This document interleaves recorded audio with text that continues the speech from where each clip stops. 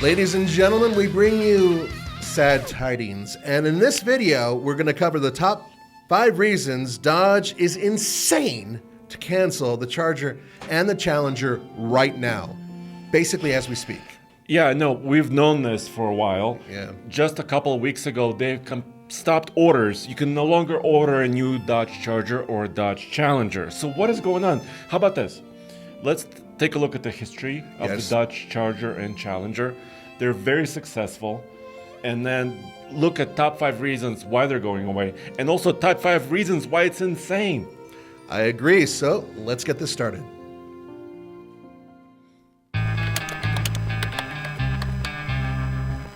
Charger, new leader of the Dodge Rebellion. Muscle enough to catch anything on the road. Available with 4 barrels, dual exhaust, V8 power. Okay, boy, out the car. What's wrong, officer? You're in a lot of trouble, boy. Violation of city orders 11-14, operating a racing top vehicle inside the city limits. Oh, officer, this is the new Dodge Challenger RT. It's not a racer. Really briefly, Nathan, we need to look back into the 60s and the 70s to see the history of these two nameplates, because I think that's important for every fan of Dodge. Yeah, well, especially if you're looking at it through the perspective that both vehicles really were built specifically to remind us of the history of these vehicles, right? Yes, So they look retro. Exactly. Yes. And so the Charger is the older of the two cars. It started out in 66. And so from the mid-60s, the Charger, which initially was 2-door, very different car than it is today. But nonetheless, that began then. And then late 69, that's when the Challenger came out as a smaller vehicle, basically built to go up directly against the Ford Mustang. So these two larger, Mopar vehicles really were built, to go up against the Mustang and, of course, the Camaro. Ironically, the Mustang is the only one left standing now. I know, the Camaro is also being discontinued. Exactly. But that's a whole different video. That's a whole different video, folks. But then in 2005, really the Charger returned as a full-size sedan. It did, but there was this really weird period in the 80s, late 70s, where they brought back both the Charger and the Challenger names. And they were small 4-cylinder hatchback and sedans that were not... Okay, let's glance over. We kind of push that aside and totally ignore it, yeah. And then in 2008, of course, the Challenger, as we know it today, entered the market. And actually TFL Car and TFL Studios, we've been with these vehicles along the way for at least 10 years, maybe more. Right you are, Andre. In addition, in 2005, that's when the Charger came out. And they were both based on the LH platform. And for those of you who want to get really into the weeds, that's actually based on an old Mercedes-Benz E-Class platform, or the LX platform. And that goes way back. Now it's completely redesigned and everything else to build these cars. But remember, at the time, they were being run by Daimler. That's like 2 decades, if not more. It's a long time. Yeah. It's a long time. And in addition, now I know some of you are like, well, wait a minute, it's changed a bit. Yeah, it's changed, but some of the hard points are the same. And then in 2015, of course, the now famous and beloved Hellcat models started with the Challenger, right? And the Hellcat arrived, and actually TFL Studios owned a Hellcat, the first one, for actually over a year. We did not want to give this car up. We bought it for a long-term fleet, and Roman didn't want to sell it. You can join me on this exciting trip as we go look at our new TFL Hellcat.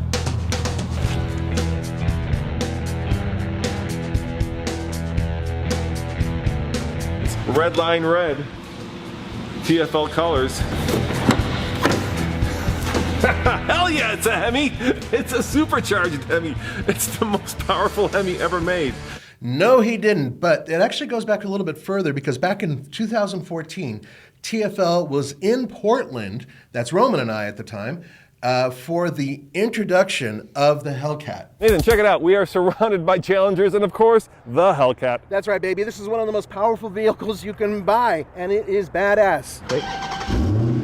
Go on back there, check this out.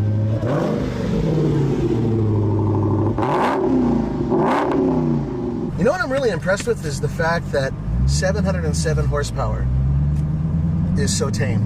It really is. And here that's superchargers. It's magnificent, isn't it? Freaking awesome.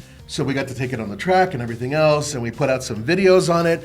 And they were early successes for TFL in terms of viewership and everything else. And I think that was part of the reason why Roman thought, like, yeah, you know what, we're going to save up some money and buy this. Back then, we were a much smaller outfit, and buying It was not easy. no, it was not easy, but we managed to go through some hurdles. And, you know, I have to say this. Unfortunately, that car was never a huge star at our studios compared to the trucks. But we'll go over that some other time. Yeah, but it's still a very successful drag racing career as far as we're concerned. Yes, and it was a really nice car to drive. Funny enough, you said you went to Portland, Oregon, right? Mm-hmm. I went to Portland, Maine for GT Challenger all-wheel drive. And these cars are also all-wheel drive. Some of the versions are. Right. So that was also important. As a matter of fact, we actually own an all-wheel drive version, which is an unusual one because it's a police interceptor with a V8 that has all-wheel drive. Not exactly something you see every day, but And we own it right now. we own it right now. Yes. Actually, it's our interceptor. So that's a brief history. Yeah. Very brief. But now, what are they, it's a corporation, right? Mm-hmm. Dodge is a for-profit organization. Sure. They must make money. So what are some of the reasons why these cars are going away?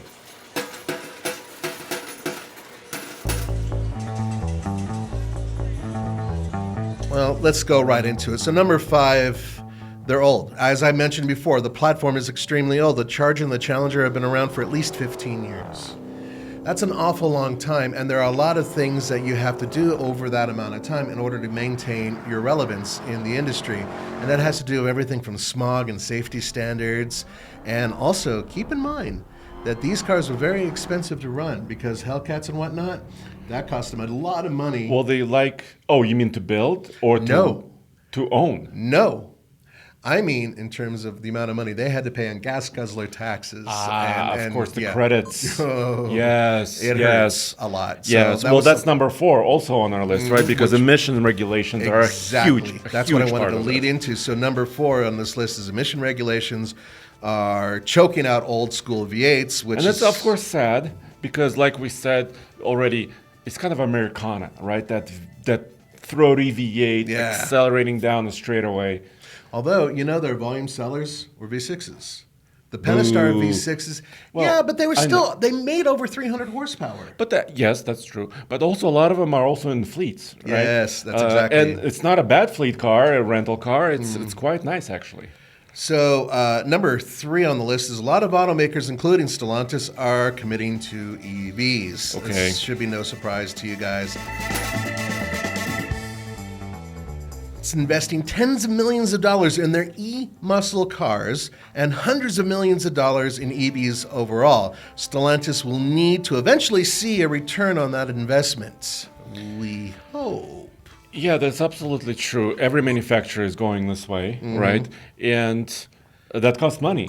Building manufacturing facilities or refurbishing older manufacturing facilities. Yeah. And actually designing new vehicles. We'll talk about the Banshee, their new SRT Banshee electric concept a little bit later in this video. Yeah, we will. Number 2 on this list is, and this goes right back to the engines, Dodge lands among the least fuel-efficient brands thanks to their V8 offerings. Once again, that goes back to how expensive it is. And also the demons.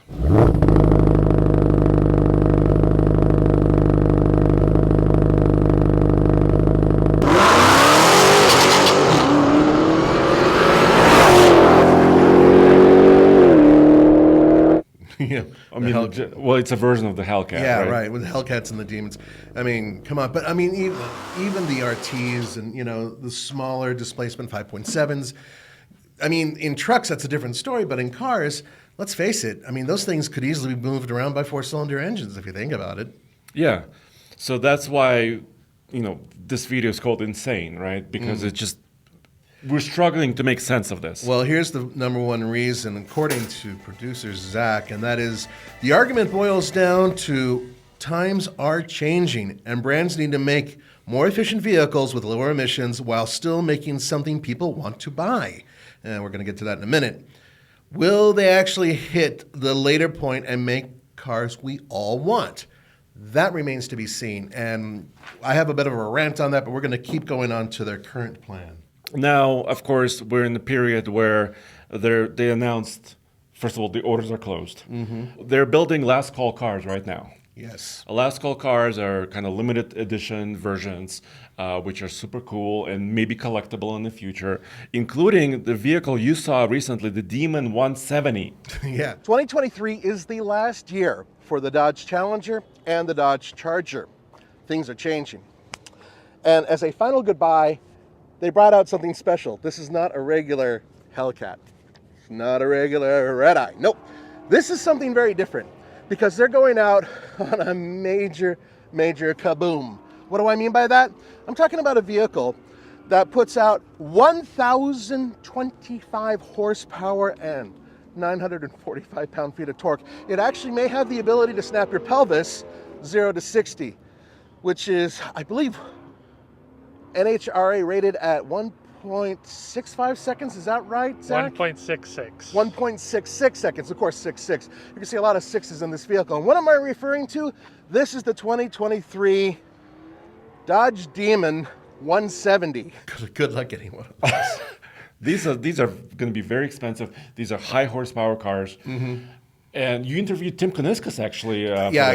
Tim was a great interview. We got to see the car up close, and we were in Las Vegas at the time. Did you party with Tim? Well, not with Tim, but okay. So if you haven't ordered, I'm sorry, but by the time you see this broadcast, it is too late. But now it's time for Dodge to go electric. And what they showed us with the Dodge Charger SRT Daytona concept. It's a long name. It's a long name. And you were there. I was. At the intro. I was actually fortunate enough. I saw sometimes they have kind of backgrounder events where some journalists can see the cars before they actually are unveiled.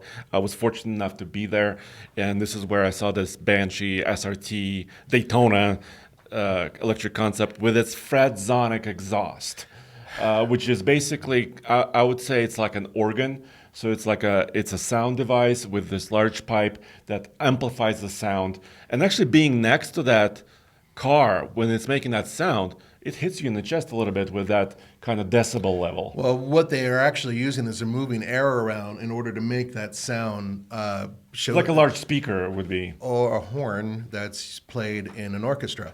So it's still not finalized whether or not they're actually going to be adding that to the actual vehicle. And in addition, we don't know whether or not this vehicle is actually going to see the light of day. Not in its current form. Well, it's a concept right now. Exactly, it's a concept. Now, the STLA large platform is going to get rid of the LX platform that we were talking about and the LH platform and everything else. That's going away. And this STLA platform is coming, and it's an electric platform. They have four. They have the small, medium, this is the large, and then they have the frame for trucks. Yep. And this one supposed to have lots of different vehicles that are going to be stacked on top of it. And that is supposed to be, we're assuming, the replacement for the Challenger and the Charger. Yeah. And then they could do some other things, but they haven't announced anything. They could do a plug-in hybrid version, for example. They could do, they could use a 2-liter 4-cylinder engine like Jeep does. They can use a 3-liter Hurricane inline-6. Which we've only seen on one vehicle so far. It hasn't been on anything else. Yeah, the Wagoneer, Grand Wagoneer, right? Exactly. So they could do certain things like that because if they have a long hood, that straight 6 could fit under there. Sure, why not? So, but I'm a little worried because we haven't seen concrete evidence of these things right now. Yeah, this is one of the issues before we get to the crazy decisions that they actually made to get rid of it.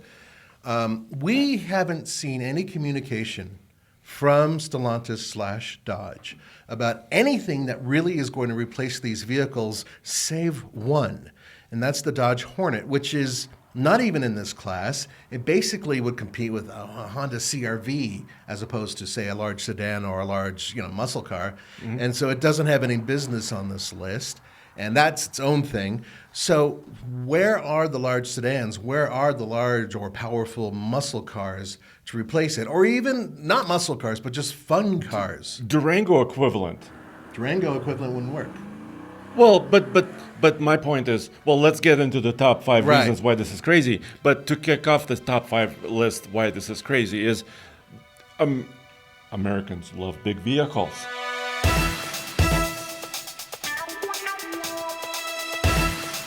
big sedans like this, big coupes like this, big SUVs like this. Well, that goes to number 5 on our reasons why this is absolutely ridiculous. And Dodge, when they did that Real Brotherhood of Muscle campaign, it worked. It highlighted real owners and their vehicles. That's My Dodge, which is a hashtag, has over 1 million posts on Instagram. Hashtag Dodge Charger has 2.4 million, and Dodge Challenger, which is another hashtag, 2 million. Yeah. So there's a lot of stuff going on social media, a lot of fans out there, a lot of fanboys, which could lead to sales. And they're still selling well, Andre. Yeah, this is number 4 on our list. Yeah. The sales are still strong. So we've mentioned how it's an aging platform, Right. the current one, but it doesn't seem to matter. Look at this. So far, through June, so first half of this year, Chargers, the number of Chargers they sold is 46,732, and Challengers they sold 24,275, and the Chargers are increasing in sales. Yeah, by 22%. So partially it could be the last call. I right? think that's part of the deal is because people know. Yeah. So that's part of it because it kind of announced to everybody that get it now before it's too late. So that could be driving even for the sedan, not just the coupe, right? Right. Some extra sales, but it's showing strength in this brand. And in this market where everybody's buying crossovers, SUVs, and pickup trucks. And the bottom line here is, to me, with this, and the sales numbers show it, leads to number 3. Because it leaves a huge void in the Dodge lineup, and actually in many lineups if you think about it, because who else is building 4-door, fairly affordable sporty cars, or 2-door muscle cars? Not a lot of people out there anymore, right? Yeah. I mean, the Mustang is still out there, but that's another story for another day, because the Mustang is a little bit more lightweight, a little bit smaller than the Challenger. But it's always been that way too, which is really interesting, at least from the past. But so the void means, look at it this way: Dodge sold 110,727 vehicles from January through June 2023. Okay. Of those sales, 71,007 vehicles were either Chargers or Challengers. So Dodge brand stands to lose about 65% of its sales without any replacement that we know of. Yowza.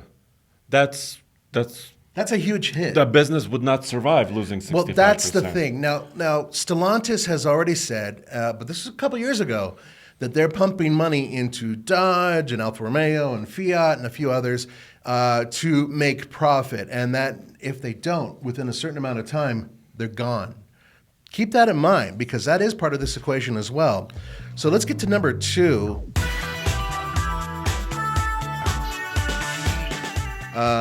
Because this is a sad statement. Yeah. These cars are relatively affordable. So let's have some examples, right? So the Dodge Challenger starts at about $32,500 for the 2023 model year, which we're in right now. The V8 RTs start at $42,000. Dude, so you can get a large V8 engine, pretty stylish car for $42,000. I mean, that's a pretty good deal. And the RT you can get with a manual transmission. Bam. Yeah, and that's just a lot of fun. Hellcat Jailbreak. Well, cool names. Yeah, they're cool right. names. They're really cool. They're really they have a lot of cool names. Right now it's about $75,000, and that's a bargain when you consider 717 horsepower. Yeah, and it's a similar story with the Charger because prices start around $36,000 for the rear drive base model. Once again, that's the V6. The RT costs $45,000. The Scat Packs are a little over $52,000, and Hellcats cost $84,000, give or take. Now, considering the performance numbers, many vehicles that would compete with it can easily get to 6 figures. Absolutely. When you're considering the power numbers and what they offer, this is really crazy. So really, I would call this, gosh, you brought up, the Hornet already. Yeah. I mentioned Durango for a little bit. Yeah. This could be generational, right? So you and I in kind of in one generational bracket, Right. And we love these, big couch seats and sitting in these big cars with loud V8 engines, and it speaks to us. Yes. But what's going to happen in the future? Well, that goes to number one.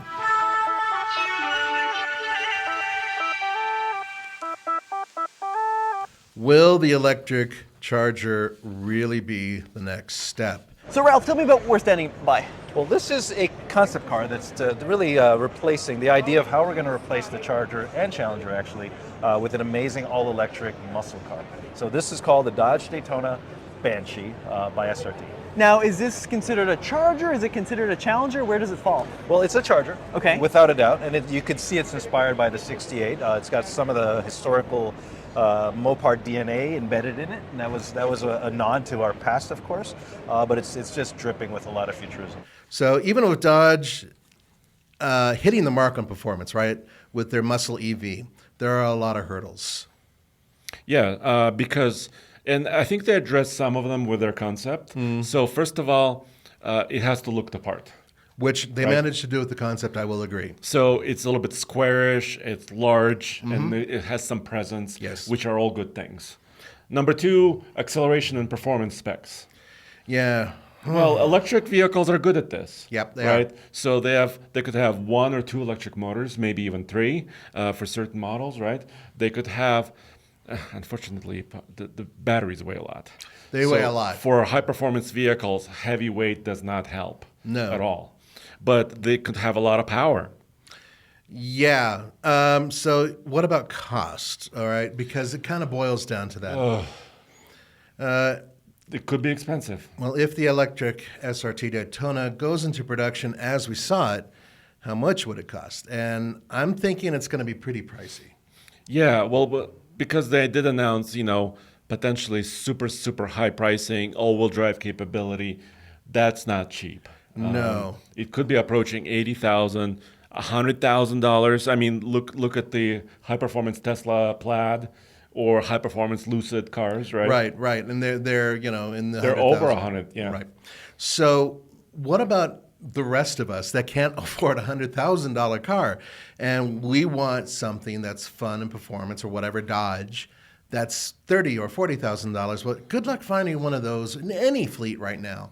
Only a handful of vehicles are actually under $40,000 for electrics, and then a very small portion are under $30,000. Like a Chevy Bolt, the current one. Right, the Chevy Right. Bolt. I think the Nissan Leaf is still under 30, but there's just a handful of them. And can Dodge, have a vehicle that's available for everybody? And I don't know if that's going to be a thing. And they certainly haven't shown anybody. And that's kind of where I wanted to go before we close this out. One of the things that Stellantis and Dodge have done wrong is the messaging to people like us, journalists, but also you guys, the consumer. Because how many vehicles do you actually know that are coming out from Dodge that are actually going to fill this hole? Other than that one concept, there's nothing out there.